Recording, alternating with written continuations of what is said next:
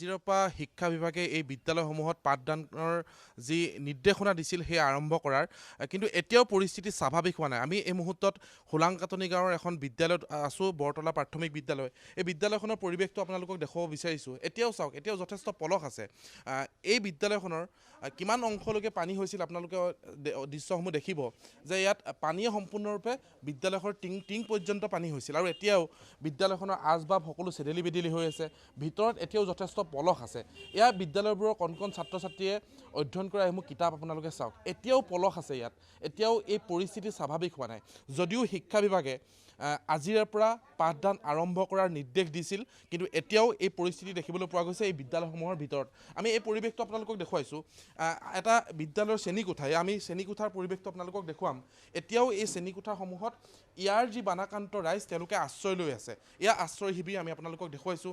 এতিয়াও এই বিদ্যালয়খনৰ এনে অৱস্থা দেখিবলৈ পোৱা গৈছে। যথেষ্ট পানী হৈছিল, কিন্তু এই লোকসকলে ক'লৈ যাব? এই বিদ্যালয়খনতে তেওঁলোকে ইমান দিনে যেতিয়া তেওঁলোকৰ ঘৰ সকলোখিনি উটুৱাই লৈ গ'ল, তেওঁলোকে ইয়াত আশ্ৰয় লৈ আছে শিবিৰ হিচাপে। কিন্তু এতিয়া বিদ্যালয় খোলাৰ নিৰ্দেশনা দিয়াৰ পাছত এওঁলোকে এতিয়া নিজৰ ঘৰখনলৈ উভতি যাব পৰা নাই। এটা পৰিস্থিতি। আনফালৰ পৰিৱেশটো আমি দেখুৱাম। ইয়াত বিভিন্নজন আহি উপস্থিত আছে। বিদ্যালয়গৰাকীৰ প্ৰধান শিক্ষকো আছে ইয়াত। আমি সেই পৰিৱেশটো আমি দেখুৱাব বিচাৰিছোঁ।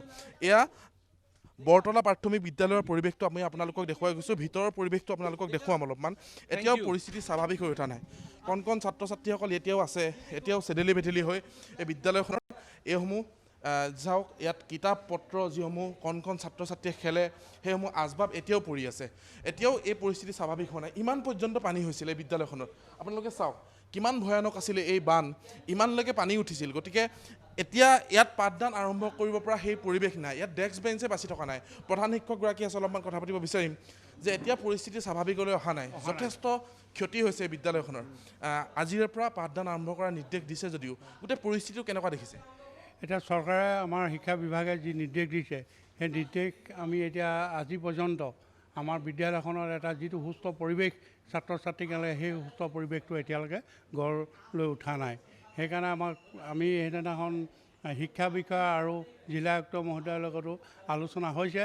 আলোচনা কৰিছে সেই যিখন বিদ্যালয় মানে এতিয়াও সুস্থ পৰিৱেশত অহা নাই, বিদ্যালয় খোলা তেওঁলোকে অনুমতি পিছে দিয়া নাই। তেওঁলোকে কৈছে আপোনালোকে যেতিয়া পৰিৱেশ সুস্থ হ'ব তেতিয়াই আমাৰ বিদ্যালয়খন হেৰি কৰিব লাগিছে। আৰু তাৰ লগতে কি হ'ল, আমাৰ বিদ্যালয়খনত যি ডেস্ক বেঞ্চ আছে, বহিবলৈ ক'লেও সেই ডেস্ক বেঞ্চবোৰ অলৰেডি হাৰ্ডবোৰ্ডৰ আছিলে, গোটেইবোৰ পানীত ভাগি গ'ল। ফাইলটো আল্টিমেট আমাৰ বিদ্যালয়খন সম্পূৰ্ণ জিৰ' হৈছে। প্ৰতি 100% আমাৰ জিৰ' হৈ আছে। প্লাষ্টিকৰ চকীকেইখনৰ বাহিৰে, টিঙৰ যি আলমাৰীৰ বাহিৰে বাকী একো নাই। ফাইল কভাৰ আমাৰ যি ৰেকৰ্ড সম্পূৰ্ণ মানে শেষ হৈ গ'ল। এয়া এই বিদ্যালয়ৰ প্ৰধান শিক্ষকগৰাকী আছিল। আমি আন এটা শ্ৰেণীকোঠালৈ যাবলৈ বিচাৰিছোঁ। আপোনালোকক দেখুৱাম এই পৰিৱেশসমূহ যে বানে ক্ষতি কৰা এই বিদ্যালয়সমূহৰ কেনে অৱস্থা। এই শিক্ষাখণ্ডটো সম্পূৰ্ণৰূপে ধ্বংস হৈ গৈছে শিৱসাগৰৰ। এয়া আমি পৰিৱেশসমূহ দেখুৱাইছোঁ। ইয়াত আপোনালোকে চাওক, এটা শ্ৰেণীকোঠাত এই মুহূৰ্তত আমি উপস্থিত আছোঁ আৰু শ্ৰেণীকোঠাটোৰ এইখন হৈছে এখন ডেস্ক বেঞ্চ। ডেস্ক বেঞ্চখনৰ যিখন প্লাই থাকিব লাগে, সেই প্লাইখনো এই মুহূৰ্তত নাই। এই ছাত্ৰ ছাত্ৰীসকল বিদ্যালয়লৈ আহিছে, কিন্তু এওঁলোকে পঢ়িব ক'ত? শিক্ষা বিভাগৰ ফালৰ পৰা ইতিমধ্যেই এটা পুঁজি মুকলি কৰা বুলি ইতিমধ্যে শিক্ষা বিভাগে জানিব দিছে যে অতি শীঘ্ৰেই সেই পুঁজি এই বিদ্যালয়সমূহলৈ আহিব আৰু পুনৰ এই বিদ্যালয়সমূহত এই ডেস্ক বেঞ্চসমূহ বা যি কাম কৰিব লাগে বিদ্যালয়খন পুনৰ নিৰ্মাণ কৰিবলৈ, সেইখিনি কাম আৰম্ভ হ'ব। কিন্তু এয়া পৰিৱেশসমূহ দেখুৱাইছোঁ। এয়া স্মাৰ্ট ক্লাছৰ কাৰণে যিসমূহ প্ৰজেক্টৰ, যিসমূহ কম্পিউটাৰ এই বিদ্যালয়সমূহলৈ অনা হৈছিল, শিক্ষা বিভাগে দিছিল, কিন্তু এতিয়া সকলো ধ্বংসস্তূপত পৰিণত হৈছে। বিদ্যালয়খনৰ ভিতৰতেই ইয়াৰ গাঁৱৰ একাংশ লোকে আশ্ৰয় লৈ থাকিবলগীয়া হৈছে। গতিকে এয়া এখন বিদ্যালয়ৰ পৰিৱেশ আমি দেখুৱালোঁ। নাজিৰাৰ এনে প্ৰত্যেকখন বিদ্যালয়তে এনেকুৱা এটা অৱস্থাৰ সৃষ্টি হৈছে। এতিয়া শিক্ষাৰ্থীসকল আহিছে, কিন্তু শিক্ষাৰ্থীসকলে ক'ত যাব? এটা পুতিগন্ধময় পৰিৱেশ, স্বাস্থ্যৰ কথা অতিকৈ গুৰুত্বপূৰ্ণ, কণ কণ ছাত্ৰ ছাত্ৰী। গতিকে সেই পৰিৱেশটোত তেওঁলোকে কেনেকৈ পঢ়িব প্ৰশ্ন উঠিছে আৰু এই পৰিৱেশটো আমি আকৌ দেখাইছোঁ। এজন অভিভাৱক আছে, আপুনি অভিভাৱক হয়, পৰিৱেশটো কেনেকুৱা দেখিছে? যথেষ্ট লেতেৰা এটা পৰিৱেশ, অস্বাস্থ্যসন্মত। যিটো পৰিৱেশ দেখিছোঁ আমি, এই পৰিৱেশত মানে যে আমি ছাত্ৰ ছাত্ৰী ইয়াত পঠিয়াম তেনেকুৱা পৰিৱেশ আমি দেখি পোৱা নাই। যিহেতু ধৰক এতিয়া বানপানী কমিছে, বেমাৰ আজাৰৰ কথা আছে, ল'ৰা ছোৱালীৰ স্বাস্থ্যৰ কথা আছে, সেই সম্পৰ্কে মানে অলপ দিন আৰু সময় লাগিব। বা আমাৰ যিখিনি ছাত্ৰ ছাত্ৰী বহিবলৈ ডেস্ক বেঞ্চৰ ব্যৱস্থা আছিলে, সেইখিনি এই হাৰ্ডবোৰ্ডৰ বনোৱা আছিলে, সেইখিনি চব পানীত মানে ধ্বংস হৈ গ'ল। গতিকে আমি বৰ্তমান যিটো পৰিস্থিতি দেখিছোঁ, এই পৰিস্থিতি মানে ল'ৰা ছোৱালী আহি পঢ়িব নোৱাৰে। এতিয়া আমি এখন বিদ্যালয়ৰ পৰা তৃষ্ণা ইতিমধ্যে আমি আপোনালোকক দেখুৱাইছোঁ যে এই বিদ্যালয়খনৰ কেনে এটা অৱস্থা হৈছে। বিদ্যালয়খনৰ যিটো মূল পথ সেই পথটোত এতিয়াও কিতাপে দম পাতি আছে। ইয়াৰ যিসমূহ লেতেৰা জাবৰ জোঁথৰ ইয়াত বিদ্যালয়খনৰ চৌহদৰ বাহিৰত এতিয়া উলিয়াই দম কৰি থ'বলগীয়া হৈছে। এতিয়া এটা ৰান্ধনীশালটোৰ এনেকুৱা এটা অৱস্থা, মধ্যাহ্ন তেওঁলোকে ভোজন নিৰ্মাণ কৰে ইয়াত। এইদৰে এতিয়া এনেকুৱা এটা পৰিৱেশ পৰিস্থিতিৰ সৃষ্টি হৈছে এই বিদ্যালয়সমূহৰ। গতিকে অতিকৈ চিন্তনীয় বিষয়, কাৰণ শিক্ষাখণ্ডৰ শিৱসাগৰ শিক্ষাখণ্ড সম্পূৰ্ণৰূপে এক প্ৰকাৰ ক'বলৈ গ'লে শেষ হৈ গৈছে। বানে ধুই যোৱাৰ পাছত এই অঞ্চলসমূহৰ কেনেকুৱা এটা পৰিৱেশ সেয়া আমি আপোনালোকক দেখুৱাব বিচাৰিছোঁ।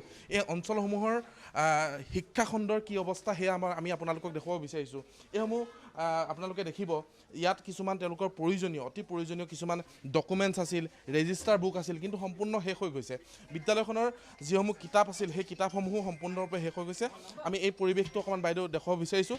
এইসমূহ চাওক, ৰেজিষ্টাৰ বুক আপোনালোকে দেখিব, এই ৰেজিষ্টাৰ বুকসমূহো সম্পূৰ্ণ শেষ হৈ গৈছে, একোৱেই বচাব নোৱাৰিলে।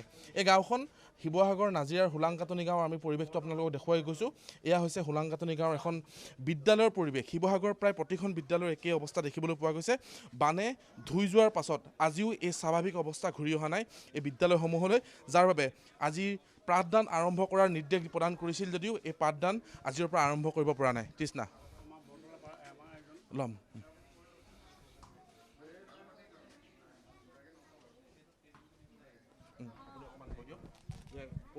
পৰিস্থিতিটো কেনেকুৱা দেখিছে আপোনালোকে? পৰিস্থিতি আপোনালোকে নিজে এটা অনুমান কৰিব পাৰিছে। মই বৰবৰুৱা সমল কেন্দ্ৰটো সমন্বয় অফিচৰ দায়িত্বত আছোঁ। বৰবৰুৱা গাঁও পঞ্চায়তৰ অন্তৰ্গত আমাৰ কেওটা ৱাৰ্ডৰ এটা অবৰ্ণনীয় এটা পৰিৱেশ এতিয়া আজি আমাৰ যোৱা 19 তাৰিখে যিটো বানে বিধ্বস্ত কৰা প্ৰতিখন বিদ্যালয়ৰ অৱস্থা আপোনালোকে নিজেই প্ৰত্যক্ষ কৰিছে স্বচক্ষে।